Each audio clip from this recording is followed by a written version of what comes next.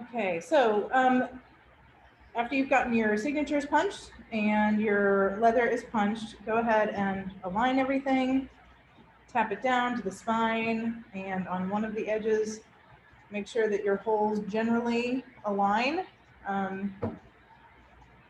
You can really knock things off if you aren't paying attention to, you know, how the book was aligned in the first place.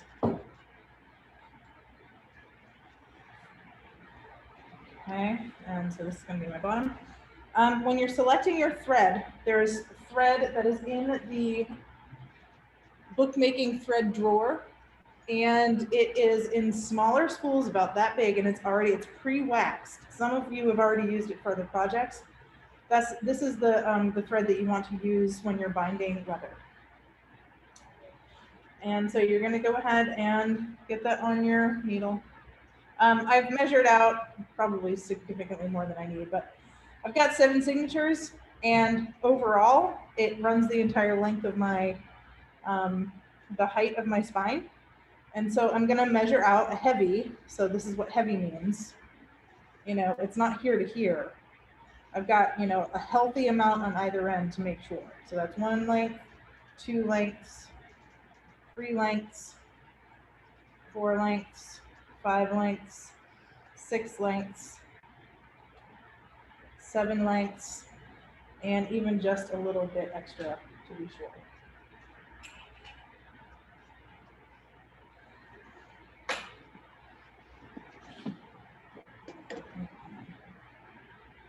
Thread your needle, and to start, you are going to make a knot.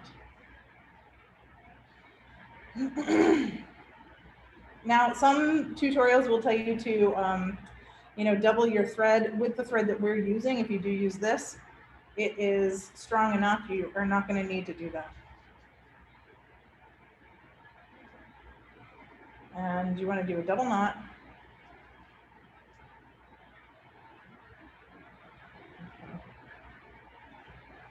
I usually work from the front or the back to the front. So I'm getting my last signature. I'm opening it up. At my bottom hole, I go out from the center of the signature to the back of the signature and pull that thread all the way through until my knot hits it. And then I'm going to find my first hole in my leather. Oops.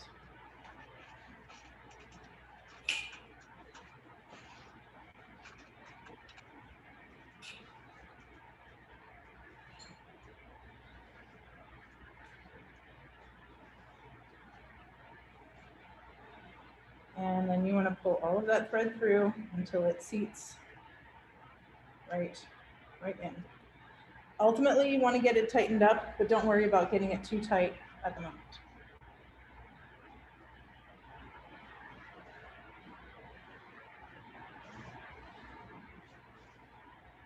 Okay, so now we're on the outside.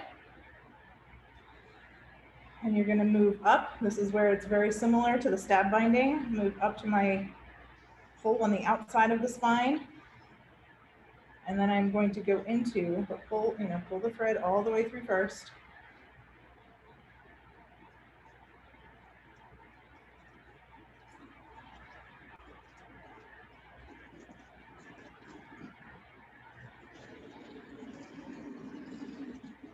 Make sure that, you know, as you pull the thread tight, you know, are things lined up? Are they where they're supposed to be? Do you have a little bit on the top, the head and the tail of your cover?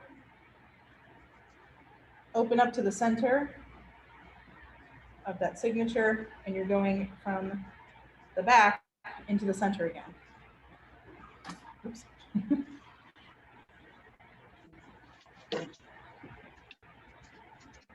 It's all a little loose and unwieldy until you're able to, you know, start sewing back down, but do try to, you know, just give it some tugs. You don't want to pull it so hard that you're pulling the knot through. And that is why we double knot this. It's, you know, unless your holes are really big, it's hard to pull that through.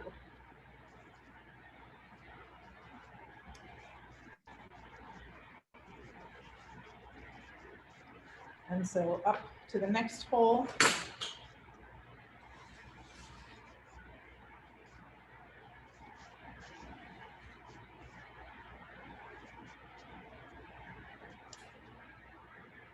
And go back to the cover and go out. First hole there.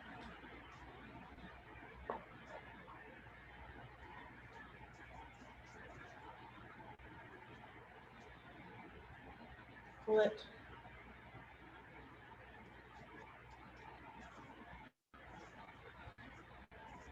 Going in. If you're having trouble seeing your hole, depending on what side of the leather you're using, you can certainly flip. It seems to be easier, at least for me, to be able to see the holes on the leather side and not the suede side. And so, you know, at one point or another, you're going to be stitching from either side. So know how to find your holes if it's difficult to see them.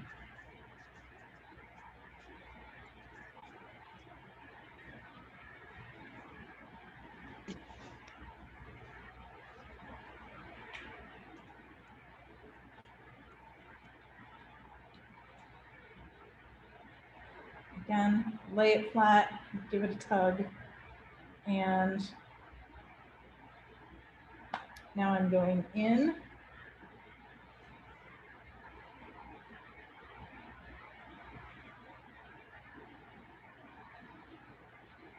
Into the center again.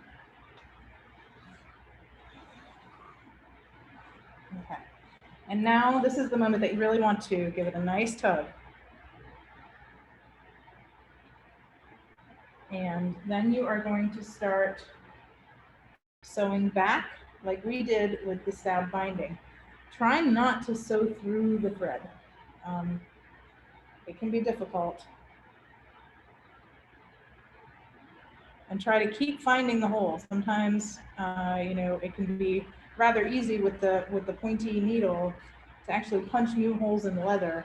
But if your goal is to have this line be consistent, you really want to find those holes again and not create new ones.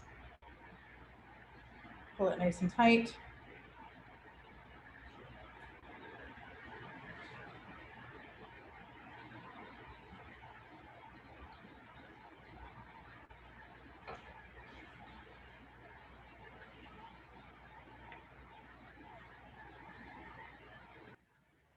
Okay, so if you want to see the jump on the outside of the binding, where it comes together, you can, when you end your first signature, do go through the back out to the leather, and then poke back through, and resume sewing as normal.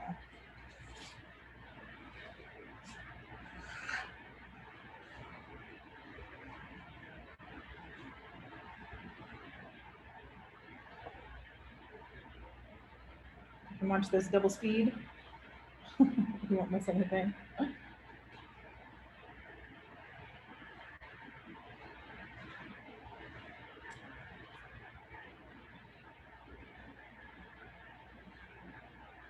Tight.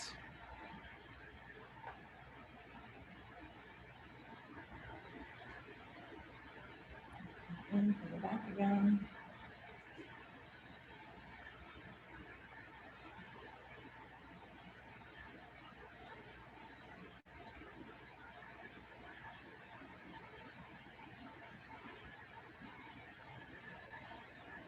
So the nice thing about using leather or naugahyde or some kind of material that has that flexibility to it is you can really pull these pretty tight and not worry about you know, tearing the cover or anything like that.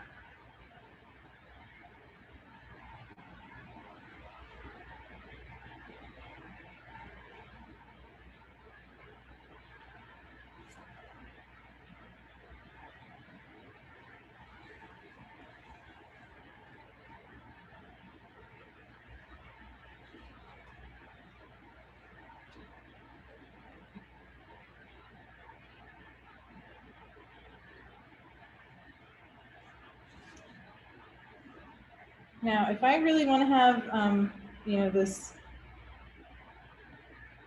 link on both the top and the bottom. I'm going to have to take advantage of this being loose now. I'm pulling that stitch over here before I go back through that hole one more time. Okay, and this is going to require a little bit of tugging once you get it in place. So tugging to make sure that the signature is seated snugly. And then pull that stitch. I still have to end up on the outside of the same hole, so I have to go back through there again.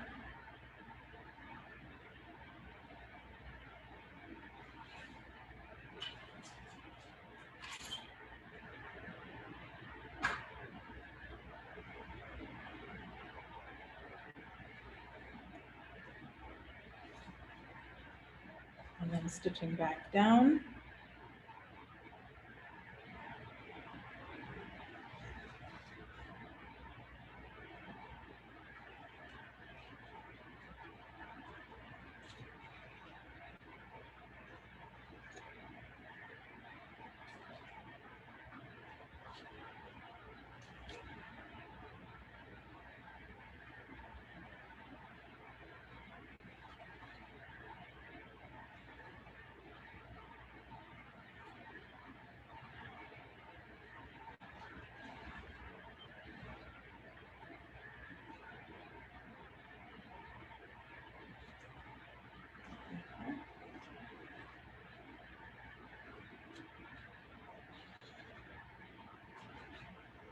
And then on the inside.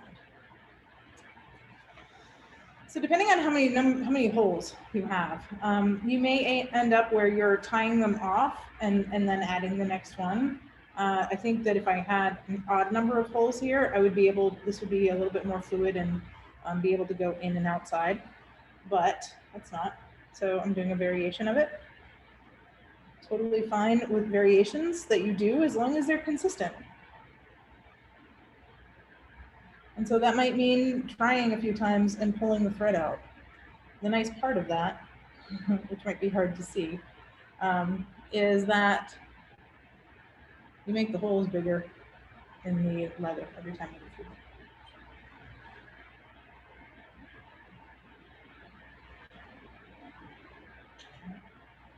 And you can set that off. So that's also how, if you didn't want to have the jump rings or these little jump bindings visible, you would just sew these each individually. And so I am going to alternate between a singular signature being sewn in, and then I'll sew two together, another single, and then we'll see where we end up. Okay, so I am recording without video. I don't want that one.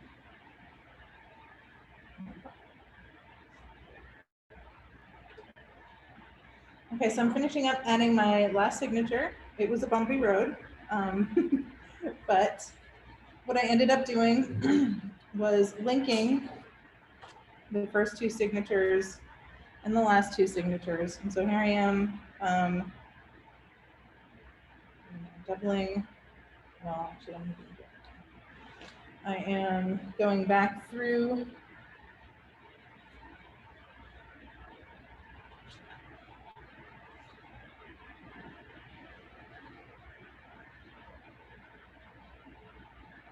finish up, and then I will tie it off. What I ended up doing was several signatures in the middle, I think it was about 3, are stitched in singly. They are not connected to each other at all. The only thing that keeps them in place is their position on the leather spine. And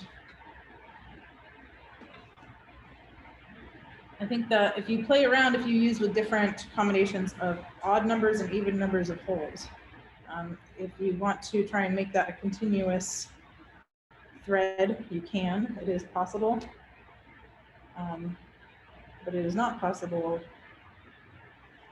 with even numbers, I would think. And so now I'm ending my stitch.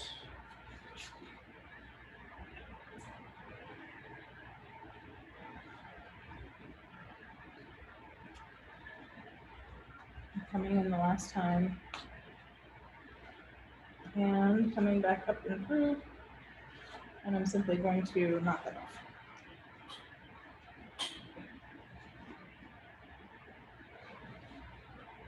Okay, so to tie it, slip your needle, oops, slip your needle with the thread in it.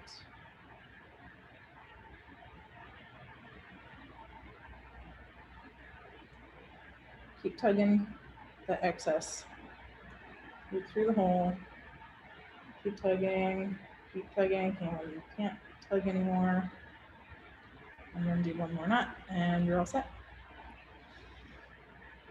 So just like with the stab binding, it does, it weaves back in and out. It's not as easy though in terms of hooking one signature to the other without thinking about how many holes you have.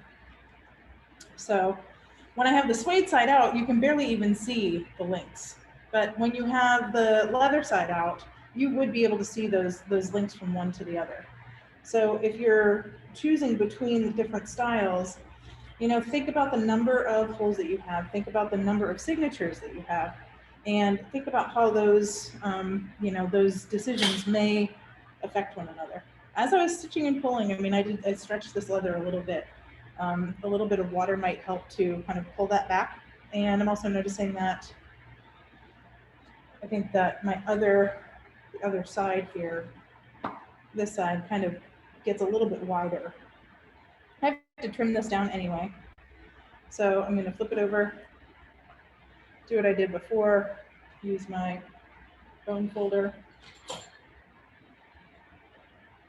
kind of mark the edge, the foredge, and then I'm going to trim out about 3 millimeters.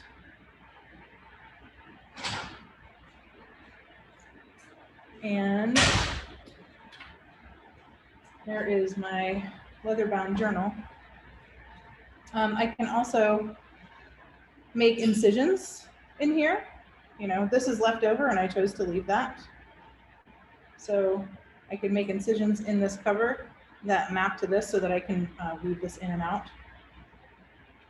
I would say that for a first job, this is not bad, but I certainly want to get more practice so that it's better. And I'm going to take a little bit of this edge off because it doesn't seem to be folding very well.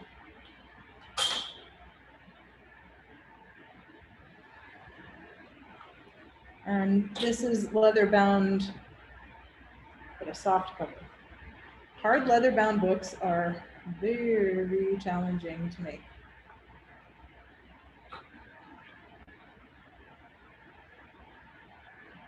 And I have shied away from leather up until this very semester. So this is my first adventure in leather with you. I hope you've enjoyed it. And to make those marks, I am going to use my Sharpie, wherever that is. I'm going to try and hide them a little bit.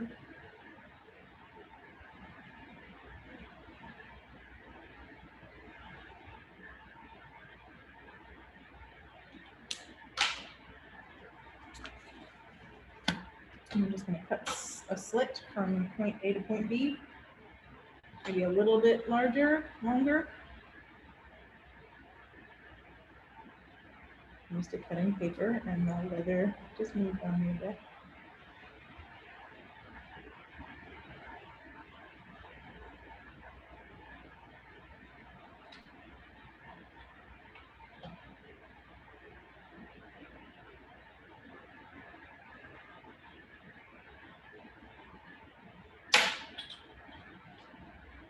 And with those two incisions, I can do this. Pull it like that, or I Oops.